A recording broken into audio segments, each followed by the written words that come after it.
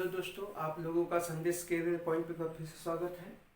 हम आपको मोशन के विषय में बता रहे थे, गति के विषय में, और ये आपका गति का लास्ट टॉपिक है जिससे हमें प्रक्षेप गति या प्रोजेक्टाइल मोशन के विषय में पढ़ना है। प्रक्षेप गति क्या होते हैं? तो अगर प्रक्षेप गति की बात करते हैं तो यहाँ पे आपके इसके कुछ इसके आपका फिगर चित्र बनाया गया है। प्रक्षेप गति होता क्या है? तो अगर प्रक्षेप गति की बात करते हैं तो आप कह सकते हैं जब किसी वस्तु को पृथ्वी के समीप या क्षैतिज दिशा में अथवा तिर्यक रेखा में जब किसी वस्तु या पिंड को फेंका जाता है तो वह वस्तु एक वक्र पथ बनाते हुए गुरुत्व के कारण वस्तु पृथ्वी पर वापस लौट जाती है। तो इस गति को हम प्रक्षेप गति कहते हैं।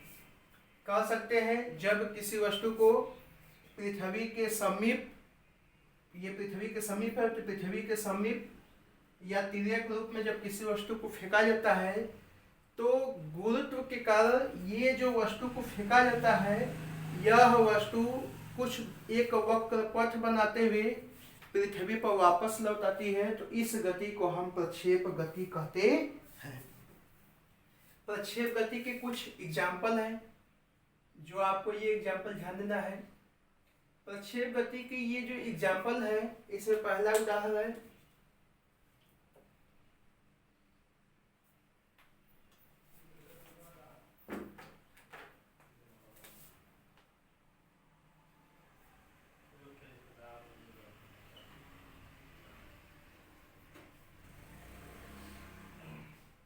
बंदूक से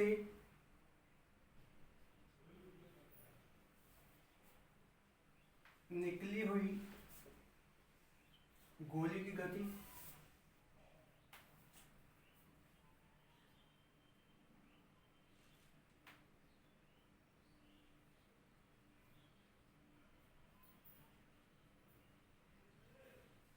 धनुष से खींची हुई तीर की गति,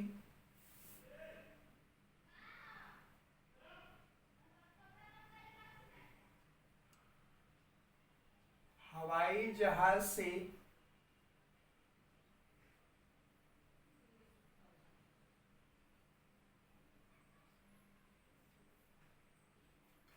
गिराए हुए बम की गति, और चौथा आपका है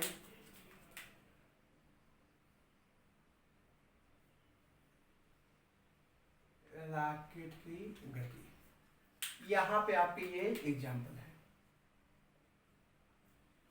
आपके दिमाग में बना कि जो मिसाइल है वो किसका है, तो आपको बता दिया जाए।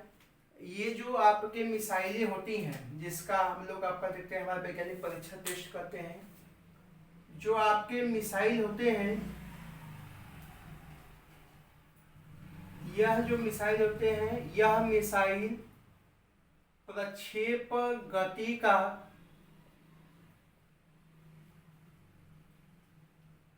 उदाहरण नहीं होते हैं।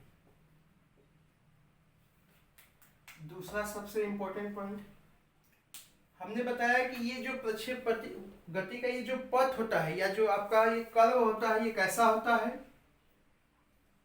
तो ये जो आपका प्रक्षेप गति का पथ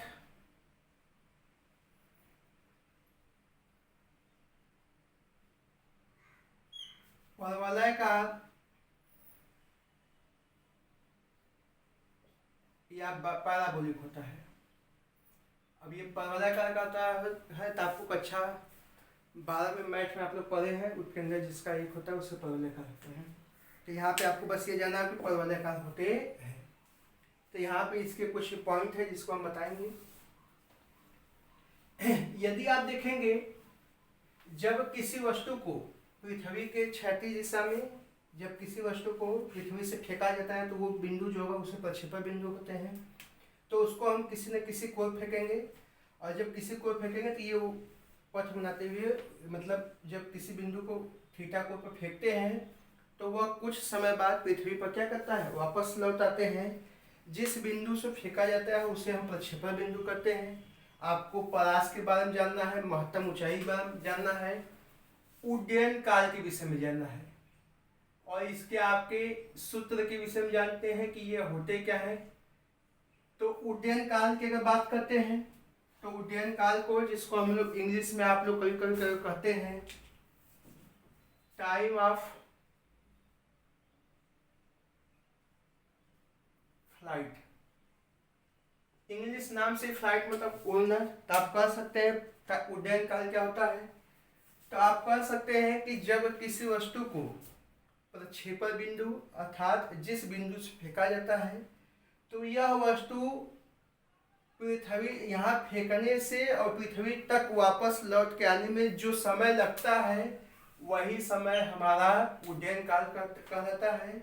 और ये जो उड्डयन काल होता है इसे हम टी से प्रदर्शित करते हैं और इसका सूत्र होता है टी बराबर 2u sin थीटा अपान जी। 2u sin थीटा अपान जी होते हैं। इसके बाद आप लोग देखेंगे महत्तम ऊंचाई, इस महत्तम ऊंचाई को मैक्सिमम हाइट भी कर सकते हैं।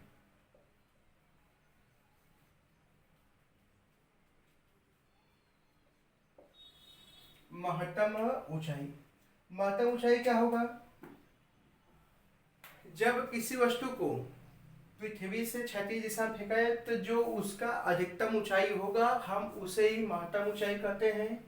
महत्तम ऊंचाई h बराबर u square sine square theta upon 2g, ये आपका क्या होता है महत्तम ऊंचाई होंगे, जिसे हम लोग h से भी प्रदर्शित कर सकते हैं और स्मॉल h से भी प्रदर्शित किया जा सकता है। इसके बाद आपको बताना है परास,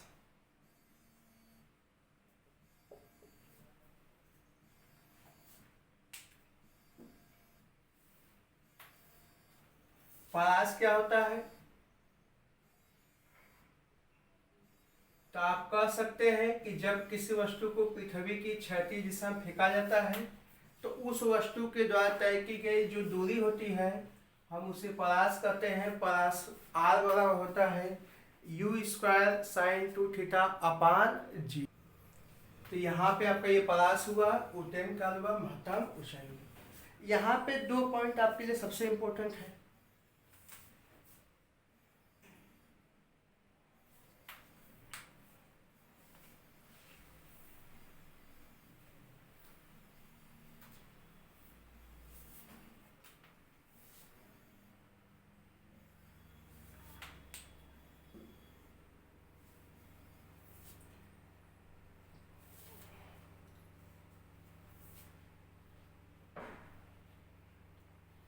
किसी वस्तु को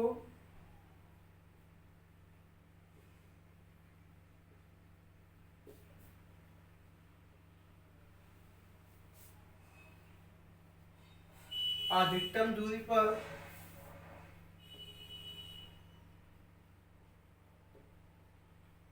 फेंकने के लिए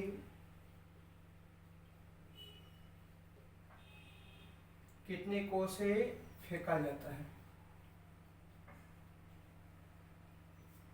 अर्थात आपको बताना है कि उसकी दूरी सबसे अधिक। आप देखेंगे मैक्सिमम दूरी के लिए आपका ये साइन 2 थीटा होगा और साइन का मैक्सिमम मान कितना होता है 1।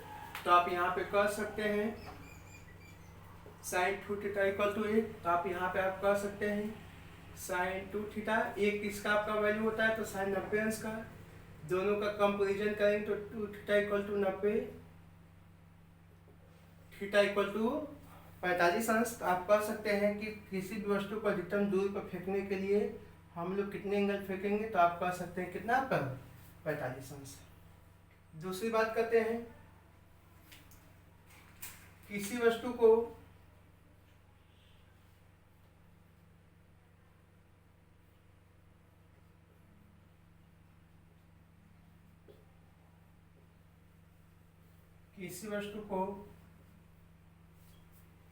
अधिकतम ऊंचाई पर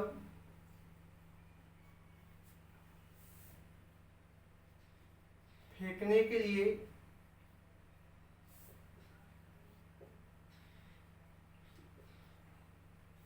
कितने कोण से फेंका जाता है। तो आपका ऊंचाई मैक्सिमम होगा, तो ऊंचाई मैक्सिमम होने के लिए यहाँ भी आप देखेंगे एच होगा u square sine square theta upon 2g। तो ये आपका sine square theta equal to 1। तो आप लिख सकते हैं कि साइन स्क्वायर थीटा होगा तो ये किसके लिए होगा, 90 के लिए होगा, साइन 90 अंश का मान। तो यहाँ पे आपका sine square theta equal to 1 होगा, तो आपका साइन थीटा का मान 1 होगा, तो sine theta equal to sine 90 अंश होगा, तो थीटा इक्वल टू क्या होगा, 90 अंश होगा। तो अधिकतम दूरी के लिए, अधिकतम ऊंचाई के लिए कितना होगा, 90 अंश। इसीलिए आप कभी कभी देखते हैं जब क्रिकेटर मैच खेलते हैं कोई बैट्समैन, तो वो अपने किसी भी गेट को कितना होता है, दूरी प्राप्त करने के लिए कितने बैट को हिट करते हैं, 45 अंश। और जब कभी कभी उसके टॉपेज मतलब बैट के किनारे पर लगता है अर्थात 90 अंश पर लगेगा, तो वह वस्तु सबसे अधिक ऊंचाई पर चली जाती है। तो यहाँ पे ये आपका हुआ प्रक्षेप गति के आपके कुछ डिफिनीशन बताए। इसमें आपका उड्डयन काल, महत्तम ऊंचाई, परास, इस पर एक आपको न्यूमेरिकल कर दिया। आपका प्रश्न क्या है देखिएगा, एक गेट को 30 मीटर प्रति सेकंड के वेग से 36 से 60 अंश का कोण बनाते हुए फेंका जाता है, तो उड्डयन काल, ऊंचाई, परास ज्ञात कीजिए। 30 मीटर प्रति सेकंड है, तो मीटर प्रति सेकंड आपका यू हो जाएगा। 30 मीटर प्रति सेकेंड कोण आपका कितना होगा, 60 अंश होगा। और आपका गुरुत्वीय त्वरण होगा, तो गुरुत्वीय त्वरण जी का मान 9.8 होगा। तो यहाँ पे आपका ऑप्शन के अकॉर्डिंग आप वैल्यू रखेंगे, तो हम यहाँ पे आपका जी का वैल्यू क्या रख देते हैं, 10 मीटर प्रति सेकेंड स्क्वायर। तो सबसे पहले आपको उड्डयन काल ज्ञात करना है। तो आप जानते हैं उड्डयन काल बराबर क्या होता है, 2u साइन थीटा अपॉन जी। तो आप देखेंगे यहाँ 2u का मान कितना है, 30 इंटू साइन 60 अंश अपॉन 10। ये कैंसिल हुआ, 3 गुना 6 साइन 60 अंश का मान होता है कड़ी में 3 अपॉन 2। तो ये आपका कैंसिल हो जाएगा, तो ये आपका 3 कड़ी में 3, और ये 3 कड़ी में 3 होगा। यहाँ पर 3 का कड़ी 3 का मान 1.732 रख दीजिएगा। 3 दूनी 6, 3 तिरिक के 9, 7 तिरिक का 77 51, 5.196। दूसरा आपका क्या ज्ञात करना है, ऊंचाई ज्ञात करना है। और जब ऊंचाई की बात करेंगे तो ऊंचाई का सूत्र होता है यू स्क्वायर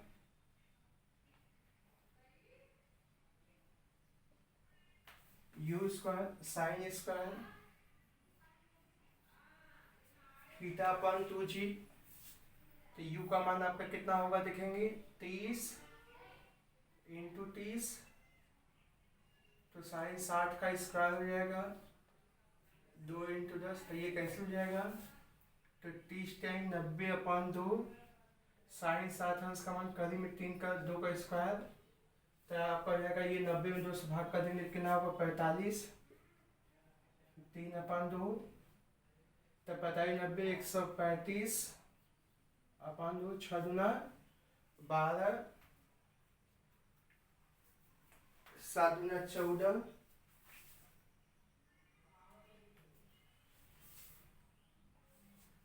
यहाँ पे आपका थोड़ा सा मिस्टेक है, यहाँ 2 का स्क्वायर आपका कितना होगा, 4। तो यहाँ भी आपका कितना होगा, 4, और 4 करेंगे तो 4 के ही 12, 15 4 के ही 12, 3 33, 7 चौक 28, 2 20, 4 5 20, 33.75 ऊंचाई होगा। परास की बात करते हैं, परास का आपका सूत्र हो जाएगा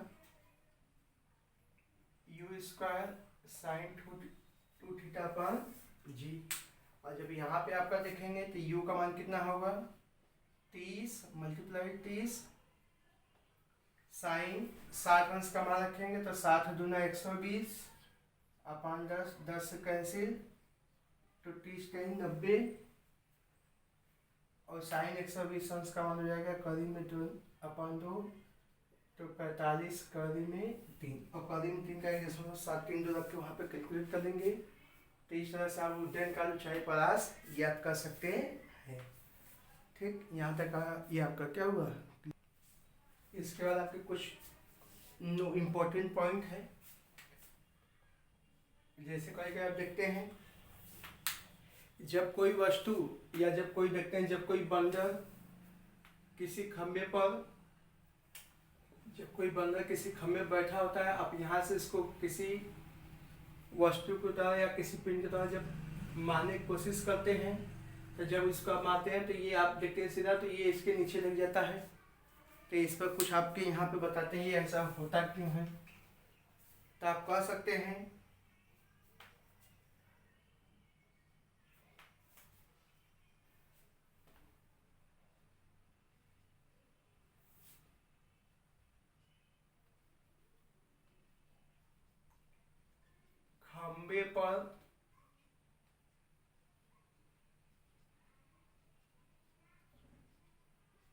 खंबे पर बैठा बंदर को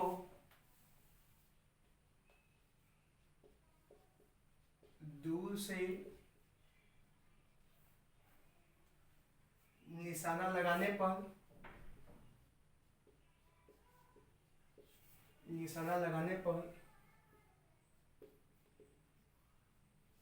उसे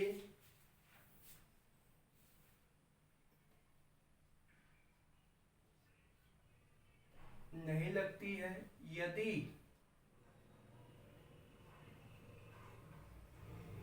वह सरकना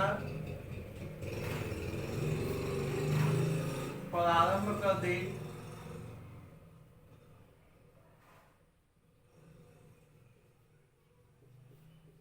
तो उसे लग जाती है।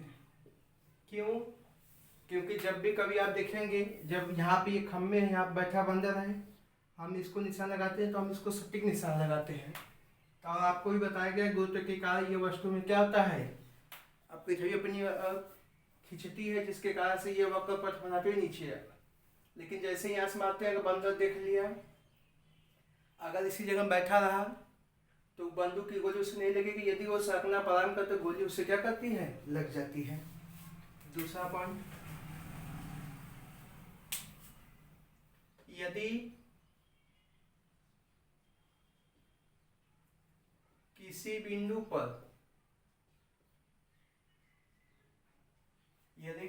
पर निशाना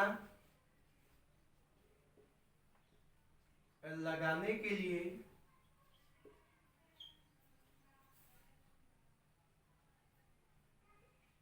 ठीक उसके ऊपर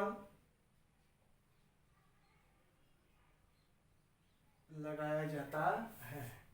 कभी कभी प्रश्न पूछा जाता है कि कभी भी किसी खंभे पर कोई व्यक्ति बैठा हो तो उसको निशाना कहाँ लगाया जाता है, उसी पर, उसके नीचे, उसके ऊपर, इनमें से कोई नहीं, तो उसके ऊपर लगाया जाता है। कितना लगाया जाता है वो आपका दूरी के अनुसार कभी कभी क्या करना होगा, बताना होता है। एक और न्यूमेरिकल है जिसको आप लोग देखेंगे, दिया गया एक बंदूक से 1000 मीटर प्रति सेकंड के वेग से गोली निकलती है। इससे 100 मीटर की दूरी पर स्थित लक्ष्य को भेजने के लिए बंदूक से निशाना लक्ष्य कितनी दूरी पर लगाना होगा। तो आप जानते हैं चाल वाला दूरी बटे समय, तो आप यहाँ पे लिख देंगे समय बराबर दूरी बटे चाल। तो आपका दूरी कितना है, 100 मीटर है, जबकि आपका कितना है 1000 मीटर प्रति सेकेंड। तो यहाँ पे ये कितना आएगा 0.1 सेकेंड। और जब यहाँ पे आप देखेंगे जब किसी वस्तु को 1000 मीटर की प्रति गोली निकलती है तो उसका जो आपका प्रारंभिक वेग होगा या आपका यू कितना होगा, 0 होगा, जबकि टी दिया गया है 0.1 सेकेंड और जी आपका कितना होता है 9.8 मीटर प्रति सेकेंड, या करके हम 10 भी रख लेते हैं। तो यहाँ पे आप कह सकते हैं ऊर्ध्व गति के लिए h/ut plus half GT square, या आप कह सकते हैं हाफ AT स्क्वायर, u का मान 1, u का मान 0, t का मान 0.1 प्लस हाफ a का मान 10, 0.1 इंटू 0.1। तो यहाँ पे आप देखेंगे 1 से 1 कैंसिल होगा 5। तो यहाँ पे अगर आप मल्टीप्लाई करेंगे तो यह आपका आएगा 0.05 मीटर, या इसी को मीटर को सेंटीमीटर में लेंगे तो ये 1 मीटर में 100 सेंटीमीटर, तो मल्टीप्लाई करेंगे तो ये आपका कितना होगा 5 सेंटीमीटर। अर्थात उस वस्तु को गोली लगाने के मतलब उसको करने के लिए ठीक निशाना उसके 5 सेंटीमीटर क्या करना होगा, ऊपर निशाना लगाना होगा। ये आपका प्रक्षेप गति समाप्त हुआ यहाँ तक। अब इसके बाद ये आपका मोशन क्या हुआ, आज आपका समाप्त हो गया।